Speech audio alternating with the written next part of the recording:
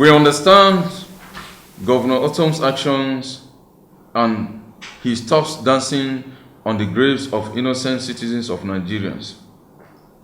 His constant and senseless vociferousness on the issue of Fulani herders and crop farmers is for very personal and selfish reasons.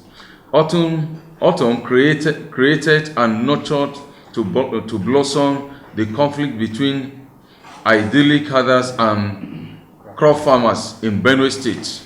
These two groups coexisted and practiced their occupation in peace and communality until Governor Otom decided to thrust a knife on the fraternity between these two twin traditional brothers and friends.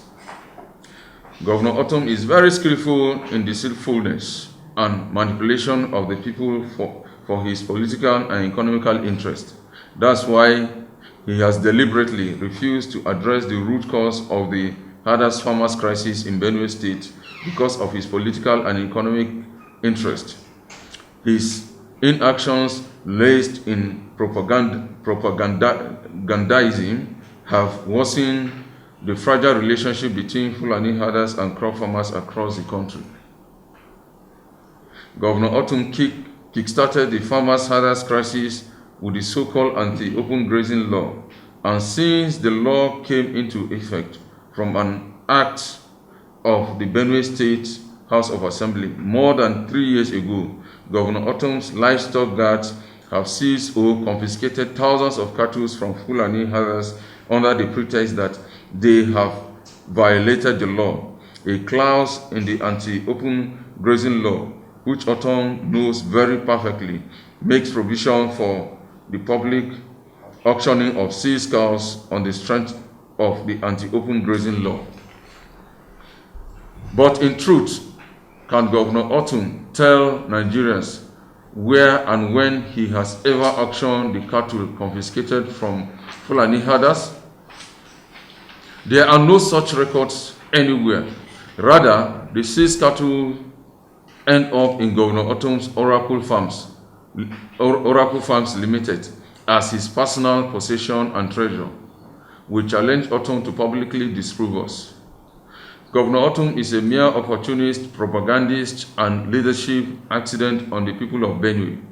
He has become an emergency herder because there are free cows of Fulani herders to impound through the instrument of state power. Otom should have been contented with the illegal use of state power on innocent Fulani herders, but to further defame or malign the Fulani herders by labeling them killers and bloodsuckers is very unconscionable. If herders unnecessarily kill as propagated by Governor Otom, it means he is also a chief killer himself. Why has Governor Otom not explained to the people of Benue and the Nigerians the identity of the 6 suspects, including his kinsman and political associate, Alhaji Aliyu Tashaku, arrested in connection with the murder of 2 Catholic priests and 17 parishioners at St. Ignatius Kwashi Parish, Ukpo, Ngbalom community in Gwera, East local government area of the state, where the Fulani herders. Why is Otom silent over this incident?